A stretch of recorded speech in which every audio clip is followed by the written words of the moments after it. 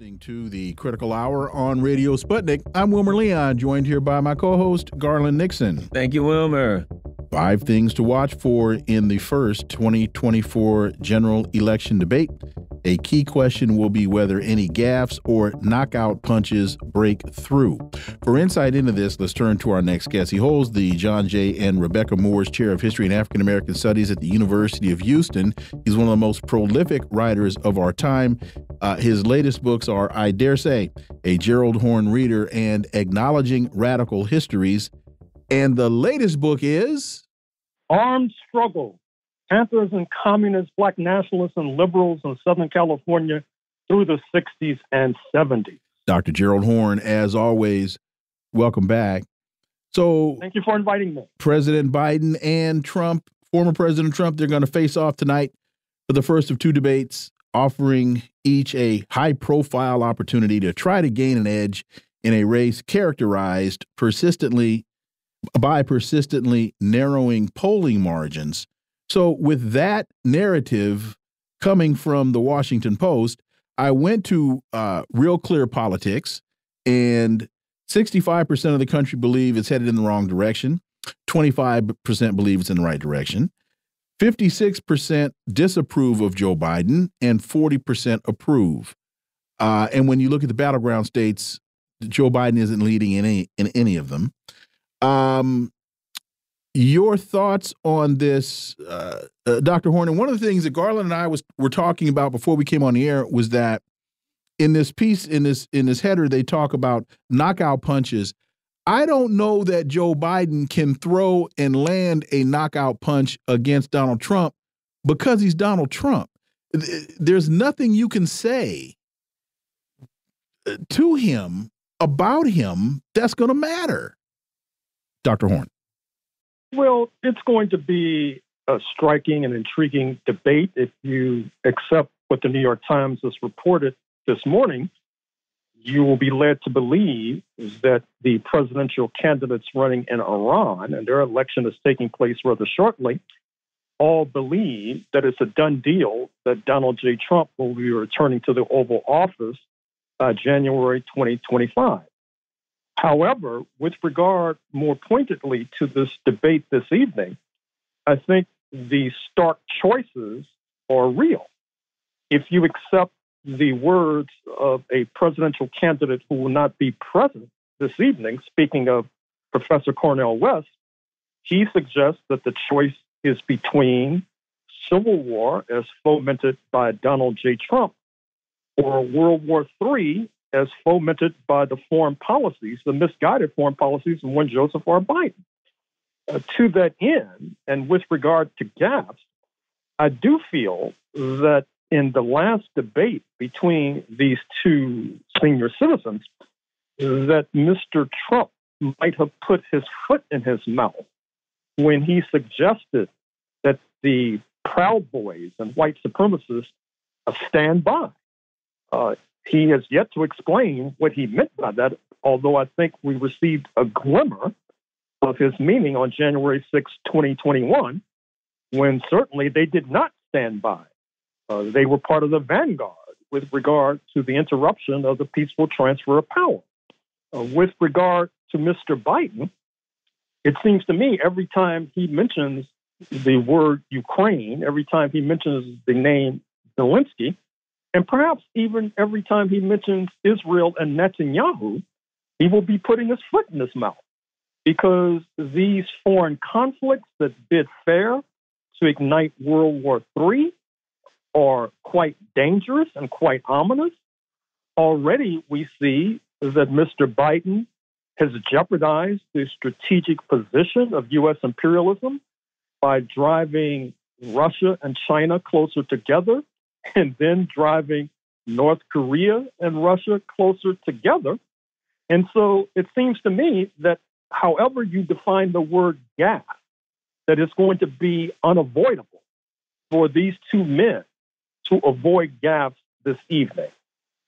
I think too, and for all of the things that we talk about, whether it's, Biden's cognition or, the history and all this, I'm a firm believer in this when it comes down to it.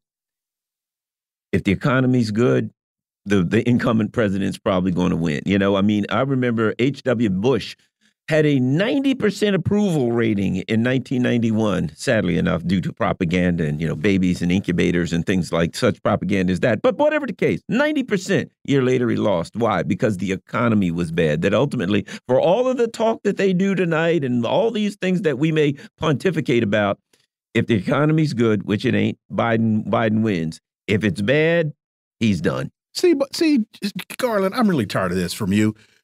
Because the economy is great, you just don't get the message. Oh, that's it. Tired of that. Go Dr. ahead, Horne. Dr. Horne. Well, I should also point out that in 1992, George H.W. Bush faced the revenge tour of his fellow Texan, Ross Perot. Yes. Got double digits in terms of the popular vote, allowing the wet behind the ears governor of Arkansas, speaking of Bill Clinton, to squeak through with about 42% of the popular vote. Now, the question for 2024 is whether or not RFK Jr., that is to say, presidential candidate Robert F. Kennedy Jr., will be as popular in November as he appears to be in June.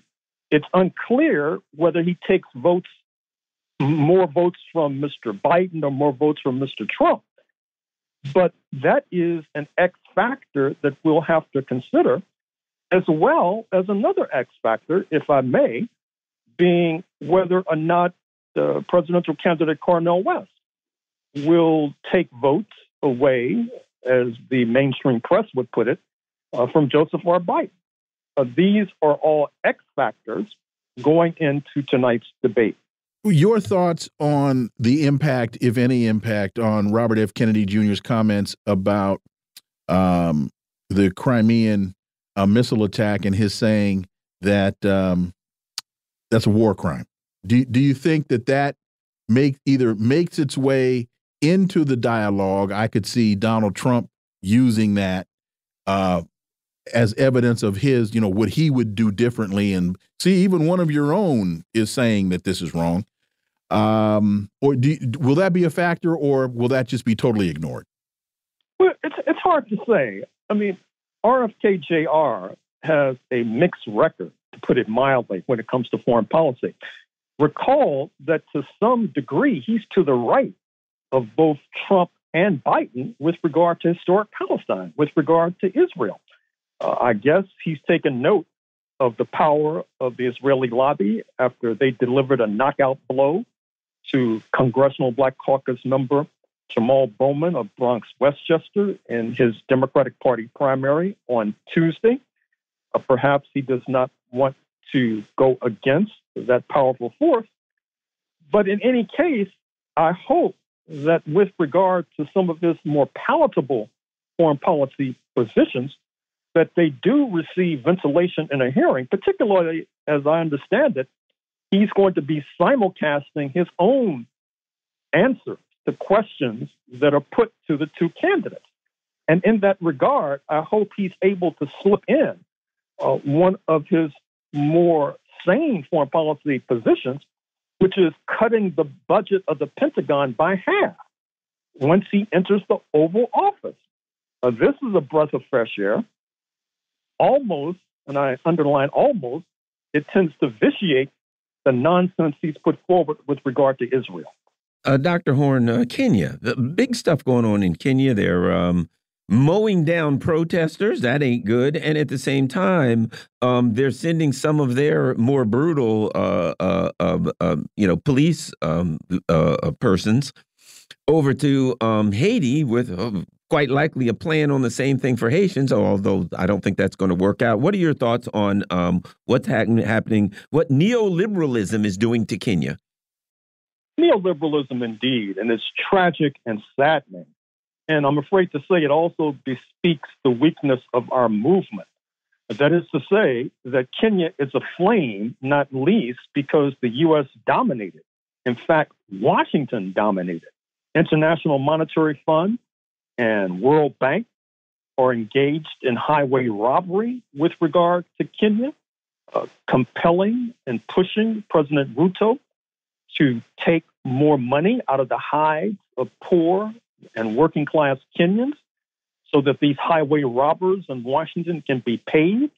We've spoken on this program about how the U.S. ambassador, Meg Whitman, one of the 1% with roots in Silicon Valley and eBay, has the ear of President Ruto. And obviously, she's pouring nonsense into his ear, which has him on the verge of being overthrown. And yet, President Ruto does not have the good sense to back out of this escapade in Haiti.